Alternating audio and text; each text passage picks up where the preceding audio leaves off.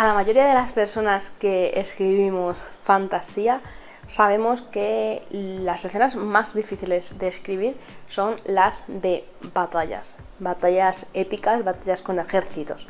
Así que te invito a que te quedes hasta el final del vídeo porque te voy a dar unas pequeñas claves para escribir esas batallas de fantasía que tanto te gustaría escribir.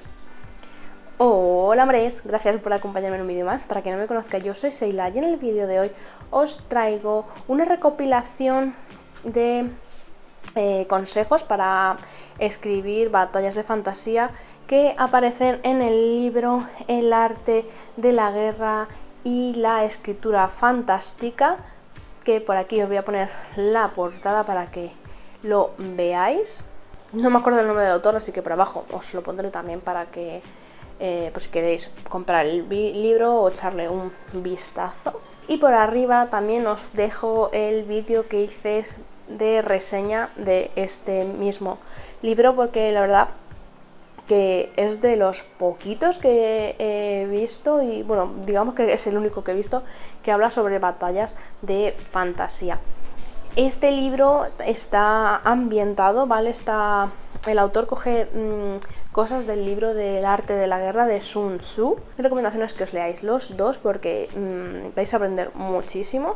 Y aparte de coger esto y aplicarlo a la fantasía, el autor también añade cosas de su propia pluma que me parecen muy interesantes. Y por eso he decidido traeroslo, porque os va a ayudar a desarrollar esas novelas de fantasía, al menos, por lo menos, lo que es la base, ¿vale? Yo no puedo escribir por vosotros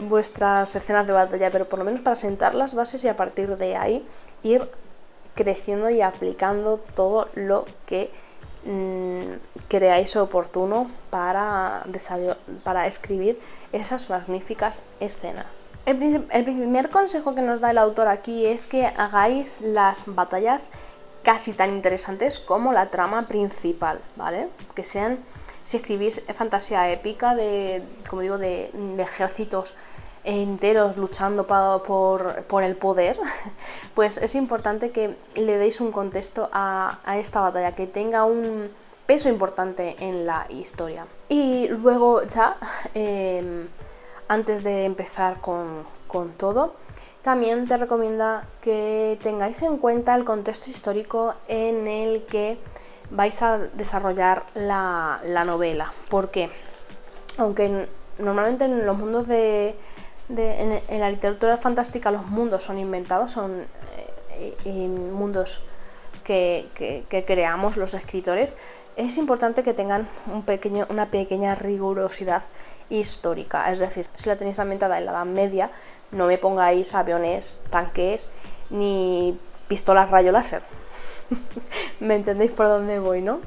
Es importante porque si no esto también como que saca un poco al lector de esa ambientación, porque si tú estás poniendo que están en la Edad Media, que van con carros, que no hay luz, que no hay no sé qué, no sé cuánto, y de pronto le pones una pistola láser.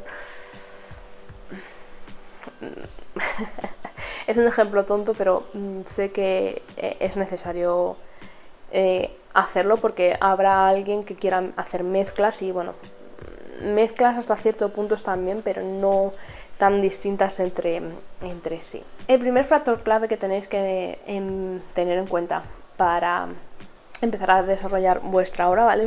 Yo aquí os recomiendo que cojáis papel y boli y vayáis desarrollando todo lo que os voy a decir, porque cuanto más información tengáis y recabéis de todo esto, más fácil va a ser luego desarrollar vuestras batallas.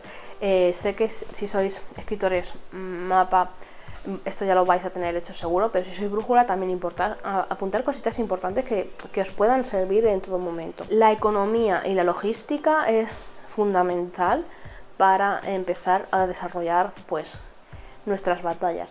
¿Qué quiero decir con esto? Bueno, hay que tener en cuenta que en nuestro mundo de fantasía, yo voy a hablar como si tuviéramos un mundo que nos hemos inventado. Pues si por ejemplo tenemos 5 reinos, pues la economía que tiene esos 5 reinos. Es decir, a lo mejor uno se dedica a la pesca, otro se dedica a la agricultura, otro tiene minas de oro, voy por ahí, ¿no? Y dependiendo de la riqueza que tengan con esos productos, pues así van a poder tener un ejército u otro, ¿vale? No es lo mismo un reino en el que tienen minas de oro y venden ese oro a los demás reinos, esos van a tener a lo mejor más ganancias que una humilde pueblecito de pescadores, ¿me entendéis? No es lo mismo la economía que van a tener. Y en cuanto a logística, me refiero a terreno, el armamento que tienen, etcétera. Pero que claro, esto va a ir vinculado con la economía. Todo señor de guerra, es decir, todo general, tiene que saber de logística y de economía, porque si no, vaya mierda de general. Es decir, tiene que saber con cuánto dinero cuenta, con qué armamento cuenta, conocer el terreno, conocer los demás reinos para saber cómo desenvolverse, ¿no? en las guerras. Así que es importante que si queréis crear un personaje que lidere ese ejército, debe conocer lo que hay en ese mundo. Transportar todo el material, comida, armamento, etc., que se necesite para la guerra es tan importante como la misma guerra en sí. Tenéis que saber qué pueden llevar, cómo lo pueden llevar, y dependiendo de lo que lleven y lo que no lleven, pues van a tardar más o menos en llegar al punto de la batalla. También tenéis que tener en cuenta si alguien puede saquear esas cosas, si tienen que ir protegidas, si no, aquí es una movida. Y es cierto que luego muchas cosas de estas no se usan en la obra para escribir en sí, pero sí que os ayuda a vosotros para tener claro y saber por dónde escribir. No sé si me estoy explicando, es decir, que cuanta más información tengáis vosotros, mejor va a ser a la hora de escribir, porque los detalles van a ser mejores, a eso me refiero. Tenéis que tener en cuenta el dinero que tiene cada reino, o cada más bien cada noble, porque ahora hablo de otra cosa. Tenéis que saber que por lo general el rey no es el que tiene el ejército, sino más bien los vasallos, ¿no? Los duques, los lores, los marqueses. Estos son los que suelen tener los ejércitos, pero como el rey les ha dado tierras, ¿no? El rey les ha dado tierras que cuidar y proteger, estos tienen unos impuestos, ¿vale? Que incluso también la plebe es quien paga estos impuestos, si puede y si no. Y son estos duques, lores y marqueses quienes pagan a ese ejército para que luego ayuden al rey, ¿vale? El rey sí tiene sus riquezas, tiene sus cosas, pero las suele emplear en otras cosas. Algunos sí que tiene todo un ejército, ¿no? Hombre, la realeza tiene su propio ejército para cuidar de ellos mismos, ¿no? Pero no para combatir en todo el reino, pero sí tiene a esa gente de la nobleza para apoyarlo, ¿no? Y tenéis que tener en cuenta el dinero que tiene esa gente para poder contratar al ejército. Que si no se tiene mucho, pues a lo mejor son mercenarios, y si se tiene mucho, pues puedes contar con más gente. Normalmente las personas que batallan en la guerra suelen ser gente de la plebe, que los reclutan forzosamente estos lores, ¿vale? Que así también les pagan un poco. Y pues otra gente pues que tienen ellos contratados, pues como he dicho, mercenarios, algún miembro de familia, o nobles más bajas en la escala de la nobleza y cositas del estilo.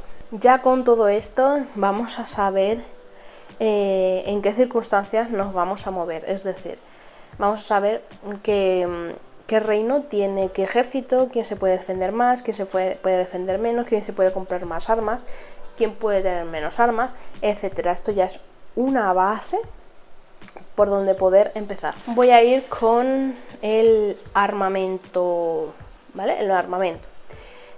Al estar ambientados en una fantasía así, por lo normal suele ser medieval, lo normal es que se suelen usar espadas, ¿vale? Las espadas en la fantasía es como el sumum de los sumum, el más de lo más, y siempre se suele usar la espada. Pero bueno, voy por partes. Las armas de cuerpo a cuerpo son las espadas, dagas, mazas, garrotes, etcétera. Aquí tenéis que tener en cuenta que esta gente va a ir con armaduras de placas de metal o metal que pueden pesar hasta 30 kilos y más. Voy a meter también aquí la magia, porque hay al ser de fantasía, pues no, es normal la magia. Hay magia que también se puede usar cuerpo a cuerpo. Yo alguna que necesite contacto o tengo contacto con la persona o contacto visual, cosas que necesite estar cerca, ¿vale? Y luego ya pasamos a las armas a distancia, arcos, ballestas, catapultas, jabalinas, ondas, etcétera, etcétera. Y magia a distancia, pues yo que sé, alguno que lanza una bola de rayos y va al otro lado del campo de batalla, ¿vale? Aquí la magia juega un papel importante como arma, porque dependiendo del tipo de magia y del sistema de magia que vosotros creéis para vuestra historia, pues la batalla puede tener un giro u otro. Si os interesa el tema de crear vuestro propio sistema de magia, dejadmelo en comentarios, porque yo os traigo un vídeo, si queréis, hablando del tema. Y así os enseño a hacer un sistema de magia. Los soldados que batallan a distancia no suelen tener armaduras pesadas. Normalmente o llevan una cota de malla y un casco, o incluso armaduras más ligeras tipo cuero, ¿vale? Porque no las necesitan realmente, no van a recibir un espadazo ni nada así, y eso va a dificultar su movimiento si necesitan moverse rápido. Por lo que digo que para un arco y todo, pues una armadura entera es una locura, porque no se va a poder mover bien. Hay que tener en cuenta que un arma o una táctica de batalla tiene que tener siempre algo que le haga el contraataque, es decir, algo que pueda hacerle frente, ¿vale? Si tenéis una espada, pues el otro ejército pues tiene otra espada para hacerle frente, ¿vale? Eso le da igualdad a la batalla y también le da más epicidad. De nada me sirve que me pongas a un soldado con una espada y otro con un palo. Por favor, un poquito de lógica. En cuanto a las armas, las cuestiones culturales van a tener también su importancia a la hora de la lucha. Imaginaros que tenéis un reino que en su cultura pues está prohibido usar las espadas para combatir, porque es, no sé, es impuro, por ejemplo. Pues este reino tendrá que tener otra forma de luchar, pues en vez de con espadas, pues luchan con magia, por ejemplo, y a cuerpo, pues usan mazos o garrotes, cositas así. Tenéis que tener en cuenta, pues eso, también hace más rico la historia si tenéis esas limitaciones culturales, porque suelen ser muy interesantes. Vamos a empezar por la formación de los ejércitos. El ejército normalmente se divide en varias secciones. En el campo de batalla tenemos el flanco derecho, el flanco izquierdo y el centro. Es la primera línea. Esa primera línea suele ser la línea de caballería, que suelen ser los que van en primera línea a destrozar todo lo que encuentren por su paso del enemigo, ¿vale? De la primera línea del enemigo. Tanto flanco izquierdo como flanco derecho como centro, ¿vale? Detrás de estos está la reserva, que la reserva suelen ser caballería ligera, que son pues las armas de arcos, armas a distancia. Estos últimos suelen hacer los ataques en oleadas, ¿vale? Porque es como digo, son reservas, son por si acaso se necesitan para proteger algún flanco, para ir a atacar al enemigo, etcétera, etcétera, ¿vale? Sirven las reservas para eso, por si hay que cubrir una retaguardia, es de reserva. Y también está la infantería, que se me ha olvidado mencionarla, que están en la primera línea. La infantería normalmente son gente del pueblo llano, ¿vale? Aquí no vais a tener... Estos son los típicos pues, que luchan y que saben que van a morir porque no tienen los recursos así o no les han dado los recursos necesarios. Y también pues no se van a llevar ningún mérito si se gana la guerra, ¿vale? Porque para eso ya están los generales, que son los que se llevan toda la gloria bendita. Detrás de los reservas está lo que es el campamento, ¿vale? Donde están los heridos, la comida, el dinero para pagar al ejército, etcétera, etcétera, etcétera. Hay técnicas de lucha, ¿vale? Que una de ellas es envolver los flancos, o sea, debilitar un flanco, porque si se debilita un flanco ya se desequilibra en lo que es el ejército, y muchas veces se usa a la caballería ligera para o uno de tus flancos para atacar a ese flanco del enemigo, debilitarlo y aprovechar ya la reserva y al resto del ejército para atacarlos, ¿vale? Esto es como eliminar un flanco, y al eliminar un flanco ya tienes para luchar a la reserva y a los otros dos flancos, por lo que se va a quedar desprotegido de un lado. Y como las armas están diseñadas para luchar de frente, un ataque por un lado es una doble ventaja. Es una táctica que se suele usar muchísimo, y además que lo menciona este libro muy, muy bien. Pero básicamente es eso, escoger a un flanco nuestro o aparte de la reserva para atacar al flanco enemigo, debilitarlo y así aprovechar, y el resto de nuestro ejército atacar al otro ejército y ya pues bueno, ver cómo acaba la guerra. La caballería también sirve para realizar incursiones, es decir, para avanzar un poco más allá y ver si el enemigo te va a tender una emboscada, si están preparando una trampa, etcétera, etcétera, o incluso para perseguir al enemigo cuando se retiran, porque si se retiran, lo mejor que se puede hacer es ir detrás de ellos para matar a cuanta más gente mejor, incluso para saquear al campamento, porque al campamento en retirada dejan todo atrás, mujeres, enfermos, el dinero, y se pueden llevar pues todo lo que se quede por ahí tirado. Esto es cuando las batallas se desarrollan en campo abierto. ¿Qué pasa si se desarrollan en las ciudades? Bueno, aquí tenemos ya lo que se llama asedio, ¿vale? Cuando se asedia una ciudad. ¿Qué hay que tener en cuenta aquí? Bueno, aquí hay que tener en cuenta la capacidad que tiene un reino para mantener al ejército que va a asediar la ciudad, ya que al asediar una ciudad y dejar a estos sin suministros, sin agua, sin comida, etcétera, etcétera, el ejército que va a asediar se tiene que quedar fuera. Y va a pasar mucho tiempo hasta que los de dentro se decidan rendirse o morir. Y a esa gente hay que pagarla, hay que mantenerla y hay que darle comida, lógicamente, porque si no se va a morir y no va a servir de nada asediar una ciudad. Es de las más complicadas hacerla en la vida, bueno, en la época medieval era una de las más difíciles hacer, por eso, por el costo que suponía mantener ahí afuera a un ejército entero para ver si se querían rendir en la ciudad. Por lo que aquí se usaban distintos tipos de armas, sobre todo armas que pudieran facilitar destruir la muralla, tipo catapultas, como entrar a la ciudad, ¿no? Y para esto estaban las torres de asedio, que estaban construidas con madera, y encima iban arqueros que iban disparando a los arqueros que estaban en las murallas. Pero estos tenían un pequeño problema,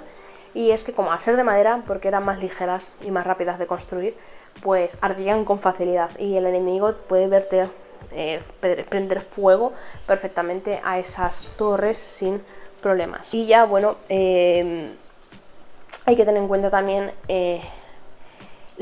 a niveles de terreno, ¿vale? Porque antes he hablado de llanuras, ahora estoy hablando de ciudades. Hay que tener en cuenta el tipo de fortificaciones que queremos en los terrenos, si queremos fortalezas, si queremos ciudades amuralladas, pueblecitos pequeños, etcétera, etcétera. La variedad es la mejor opción.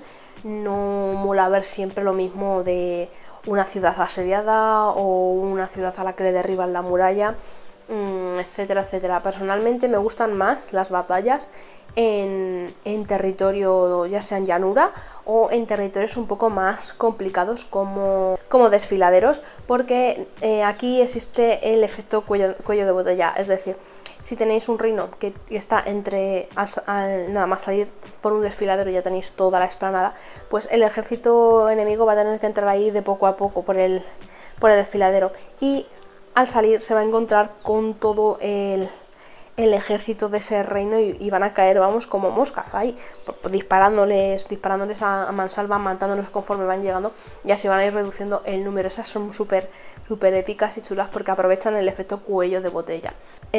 Luego pues hay también que las peores batallas, y las que no se recomiendan, es realizarlas en montañas, porque bueno, son terreno que nadie puede luchar ahí en condiciones, así que es mejor que a nivel estratégico las batallas se desarrollen en zonas que ese reino conozca muy bien, tipo llanuras, bosques, incluso que sepan dónde están cada recoveco, porque van a aprovechar esa oportunidad de conocer bien el terreno, de esconderse, saber dónde se pueden esconder, saber dónde pueden tener agua, dónde pueden tener comida, cosa que el enemigo no, por lo que es mejor también llevar al enemigo a un terreno que desconoce. Cuanto más lo desconozca, mejor.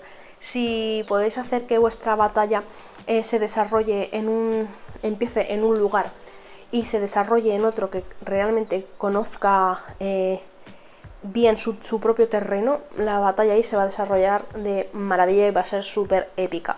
Y ya para finalizar hay que establecer unos límites, y que tenéis que saber el número de personas que componen un ejército, tenéis que saber el lugar donde van a luchar, situarla en un mapa. Si os que hagáis una esquemita de vuestro mundo súper rápido, no hace falta hacer un mapa de vuestro mundo súper mega pro, pero por lo menos saber dónde más o menos se va a desarrollar la historia de la batalla, porque así sabéis si hay montañas, si hay ríos, si hay mares, si hay aguas, etcétera, etcétera. Y lo ideal es, como he dicho al principio, que lo tengáis todo bien detallado al máximo posible para ayudaros a realizar esta batalla. Pero si veis que no fluye, que no se está funcionando lo que estáis escribiendo esa batalla, pues improvisad. Sinceramente, improvisad. Dejad que todo lo que habéis leído en fantasía, las pelis que hayáis visto, pues os den ideas y vaya fluyendo, porque es mejor seguir algo que es de forma natural que algo que tengáis escrito y sea forzado. Si no sale, no pasa nada. Buscar otra alternativa, otro plan. Seguro que encontráis muchas opciones. No lo he mencionado antes, pero también hay que tener en cuenta en la batalla a los animales mágicos que queramos usar, tipo dragones. Por ejemplo, los dragones serían una buena caballería, y una buena reserva para la batalla en sí, porque se mueven rápido y pueden frustrar cualquier plan que tenga el enemigo. también hay que tener en cuenta, como he dicho, la magia, que dependiendo de la magia de vuestro mundo, así va a ser. Y también ver dónde se puede desarrollar esas batallas, porque pueden ser batallas navales, que aquí ya tendréis que saber más de barcos. Aquí no, en este libro no te explica mucho de barcos, solo que bueno, que las armas que se van a usar van a ser distintas. Lógicamente aquí en los barcos vais a tener cañones para ir a distancia y espadas, machetes, etcétera, etcétera, si hay un abordaje. Tampoco te explica mucho más y hay que tener en cuenta las mareas, el viento, etcétera, etcétera. Y en cuestión de batallas aéreas, habla de naves que puedan volar, o incluso los propios dragones, pues igual hay que saber con qué pueden luchar nuestros personajes o nuestros seres mágicos, porque no es lo mismo una lucha de dragones, que ahí lo máximo que puedes hacer es lanzarse fuego uno a otros, morderse, arañarse, y si se acercan un poco más, pues los jinetes de dragón se pueden lanzar hechizos, y incluso a lo mejor si eso, dar con la espada y poco más. Es importante que tengáis en cuenta todos los elementos y que para desarrollar vuestra historia. Y bueno, nada más, hasta aquí el vídeo de hoy. Espero que os haya gustado. Cualquier cosita me lo dejáis en comentarios, que yo respondo encantada. Espero que os haya ayudado en algo. Si no estáis suscritos, os invito a que lo hagáis activando la campanita para que notifique de todo. Y nos vemos en el siguiente vídeo. Chao.